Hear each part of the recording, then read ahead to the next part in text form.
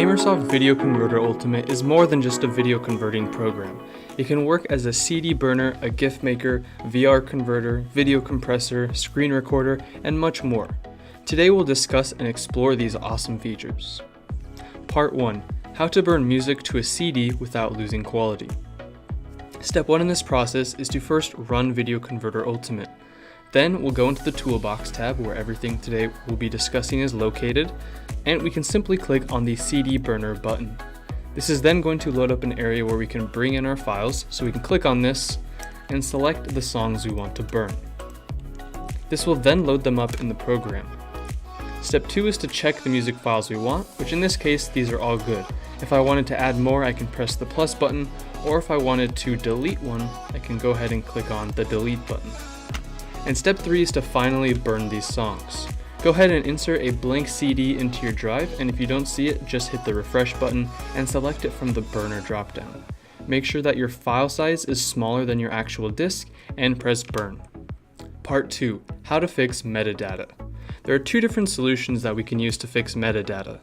Solution 1 is that if you want to have many files change the same metadata at once. To do this, we're going to first go into the Convert tab and add our videos. To do this, we can add them by clicking Add Files, or we can drag and drop them directly from our computer. Step 2. Fix metadata. Now to fix the metadata, it's as simple as pressing the small eye icon next to the video. This is going to load up all the areas where we can load up the metadata, and from here we can save it and export it. So we can go in and change things like the release date and input other information in here. And once we have our changes done, we can go in and adjust all of the metadata for anything we've imported and press the convert button to get those finished. Now all of the metadata is going to be re-encoded in these videos. Solution 2 to fix your metadata is to go into the Toolbox tab and press the Fix Metadata button. This is better for fixing individual files and really focusing on one video file's metadata at a time. The next step is to fix the metadata itself after we've loaded up our video.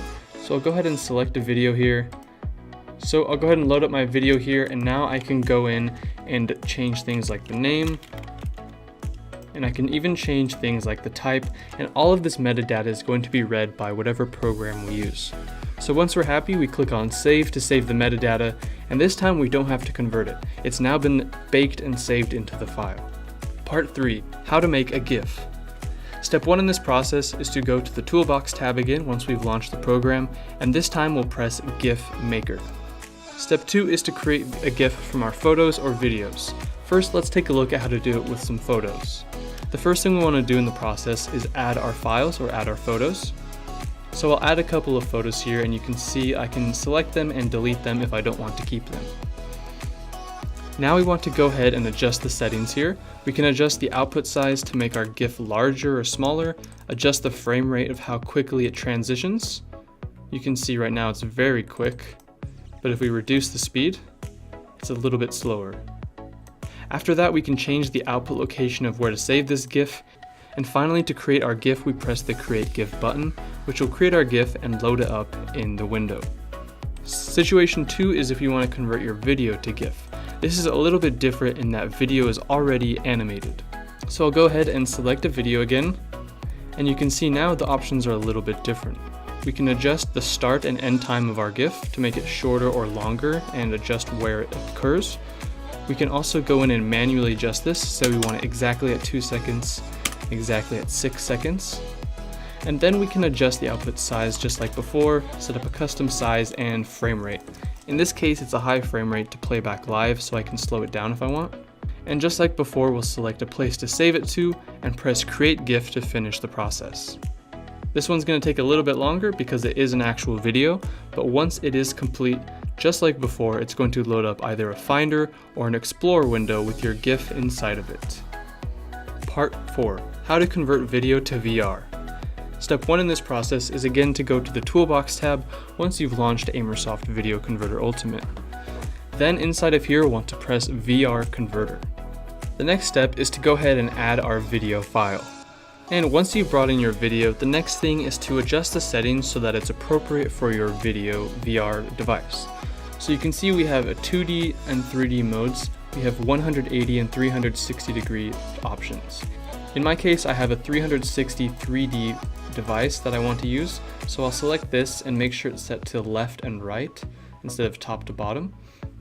And then if you have a specific device, you can also convert it to the specific format that it recognizes.